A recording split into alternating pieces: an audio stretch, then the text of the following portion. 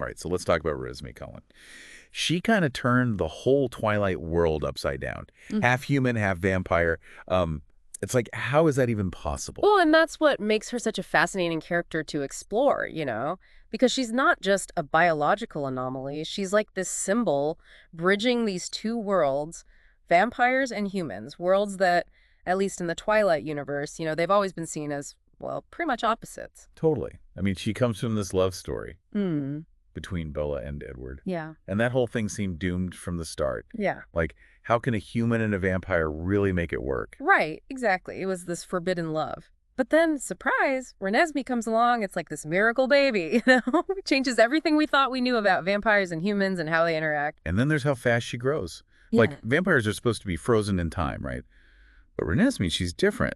Oh, yeah. It's totally wild. She goes through childhood, adolescence, like everything, all in just a few years. Boom. It's like she's fast forwarding through life. Makes you wonder what that would be like, growing up that fast. Seriously. Yeah. Like, would you appreciate life more? Would you be all jaded? Yeah. So many questions. Definitely. And it's something Stephanie Meyer, the author, she really gets into it in the books. And she portrays Renesmee as this super bright kid, curious, always asking questions. And there's this innocence about her, which you wouldn't really expect, would you? Not really. I mean, she's aging so fast, you'd think she'd be all, I don't know, serious or something. But nope, she's got that wonder. Yeah. That makes her so different from, like, the classic image of a vampire. Right. Vampires, they're usually brooding, haunted by their past. But Renesmee, she brings something new, this like joy for life, and it shows up in her, her powers too. Her powers. Yeah, so she can transmit thoughts and emotions just by touching someone. But it's not about manipulation, which you see a lot with vampires. With Renesmee, it's about genuine connection and understanding. Like, her power is all about building bridges, not burning them. Okay, so we've got this fast-growing half-vampire who's all about innocence and connection. Yeah. But I feel like we need to address the Jacob situation.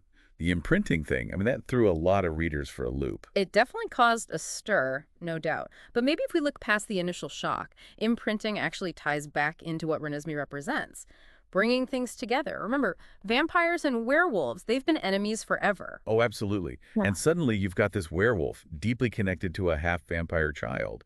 It's like their bond is meant to break down these ancient walls between them. It's a big shift, and it's not just the vampires and werewolves either. Think about how Renesmee changes the whole Cullen family dynamic. Like Bella, she goes from this, kind of clumsy human teenager to a total mama bear. Yeah. Like, she will protect her child at all costs. You see this fierce side of her that you just wouldn't have guessed was there. Yeah, exactly. And then Edward, who's always struggled with the whole, darkness of being a vampire. Yeah. Suddenly you see this softer side of him with Renesmee. It's like fatherhood brought out his human side in a way we haven't seen before. And it feels like she brings a new energy to the whole Cullen house. Totally, like this sense of lightness, this hope.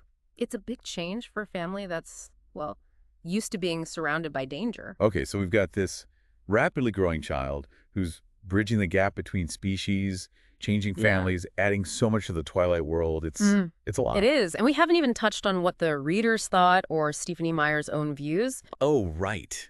Because let's face it, not everyone loved Renesmee right away.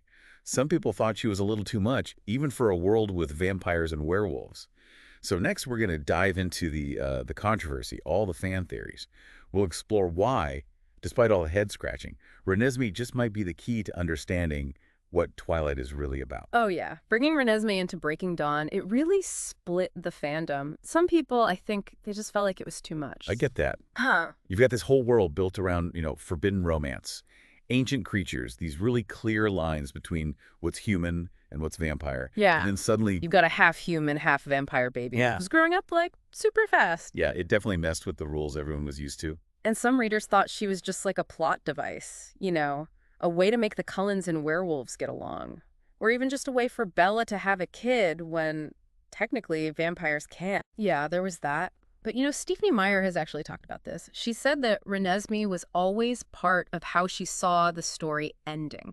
Like, this was the natural outcome of Bella and Edward's love. So she wasn't just thrown in there to fix things. No, not at all. And I think that's important to remember because when you look at it, Renesmee is tied into all these big themes in Twilight. You've got Bella wanting to be a mom, Edward wanting to be more human. Plus, that whole vampire-werewolf feud, Renesmee's existence, it forces everyone to deal with that stuff head on. Like she's pushing everyone into unknown territory. Exactly, and that's where I think she becomes really interesting as a character, because she makes us rethink what it even means to be a vampire. We're used to them being stuck, frozen in time, always thirsty, always immortal. Right, right. But Renesmee changes that.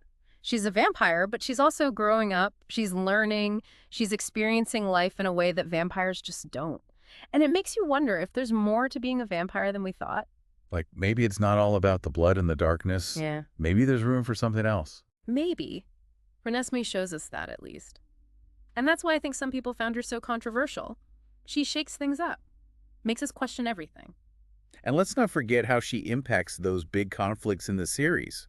Like, you've got vampires and werewolves who've hated each other forever. Then you've got humans and the supernatural world always bumping heads. Renesmee, well, she throws a spotlight on all that. Because she's living proof that coexistence is possible.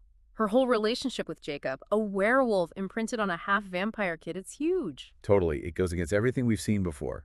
Like, suddenly it's not all about fear and fighting anymore. It's like their bond is saying, hey, maybe there's another way. Maybe we can look past what makes us different. And honestly, I think that's a message we could all use. Especially now. There's so much division everywhere. It's a reminder that we need empathy.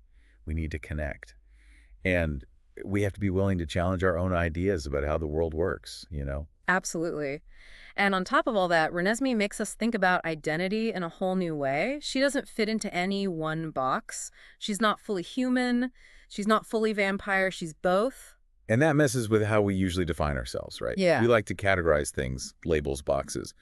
But Renesmee says, nope, it's not that simple. Right. It's like she's telling us it's okay to be complex. It's okay to be different. Embrace what makes you unique. And in a world where everyone's trying to fit in, that's a powerful message. No wonder so many readers connect with her. Even the ones who weren't sure about her at first. She's the symbol that it's okay to defy expectations to be yourself. And that brings us to something really interesting, the whole concept of hybridity. It's not just that Renesmee is biologically half and half. Yeah, it's deeper than that. She's a hybrid in every sense. Her personality, her powers, her whole way of being in the world, it's like she's got this duality. Like she's showing us the potential of blending things together, stuff we normally think of as opposites. Exactly. And that's what makes Renesmee such a powerful character. She's not just someone in a story. She represents ideas. She's a symbol of what could be. She challenges us to rethink everything. Identity, coexistence, the very limits of what we think is possible. It's pretty heavy stuff when you think about it, huh? It is. And that's why she's such a perfect topic for a deep dive. Because ultimately, Renesmee's story is about more than just vampires and werewolves. It's about imagination. It's about the potential for change. It's about believing that even in a dark world, we can still find hope and build a better future. Beautifully put. And I think that leads us perfectly into our final thoughts about Renesmee's impact on the Twilight world and even beyond. So let's wrap things up by looking at what her story means for the future of Twilight and, well, maybe even for our own world. So we've talked about the controversy, the symbolism, even some philosophical stuff about Renesmee. Yeah. But I keep thinking back to something you said, evolution. It really stuck with me. Yeah, it is a pretty key part of her story, right? I mean, she literally represents evolution in the vampire world, this whole new kind of being, throws everyone for a loop. And it's not just biology. She changes what it means to be a vampire, period.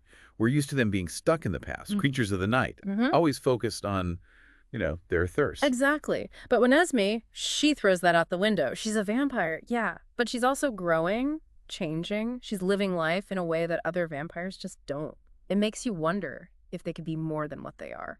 Like, maybe there's another way for them to exist, one where it's not all about, darkness and blood. It's possible, and that's what makes Renesmee so groundbreaking. She shows that potential, and it forces the werewolves, even human society, to look in the mirror a little bit, to deal with their own hang-ups and prejudices. It's true. Think about the werewolves. They've been fighting vampires for centuries. And then you have Jacob imprinting on Renesmee. And suddenly, everything changes. The whole relationship between those groups takes a turn. It's a huge turning point. It's not just about individuals changing their minds either. It's about these entire groups confronting something they never thought possible. Coexistence. Can they actually live together? Can they get past all the things that separate them? Big questions, right? And it feels like Stephanie Meyer, the author, is kind of leaving it up to us to decide. It's one of the things that makes Renesmee's story so powerful. She doesn't give us all the answers. She makes us think. I agree. Renesmee's legacy is all about those big questions.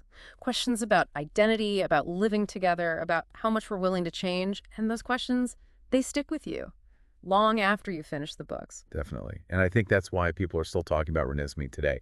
She's not just a character. She's something bigger. She's like this symbol of hope. That even when things are dark, even when there's conflict, there's still a chance for things to get better. Absolutely. So as we wrap up our deep dive into Renesmee Cullen, I think the biggest thing I'm left with is a sense of wonder. Wonder about what our imaginations can create, wonder about how much we can change, and wonder about how we can hold on to hope, even when things feel impossible. Perfectly said. Renesmee's story reminds us that there's so much potential in the world.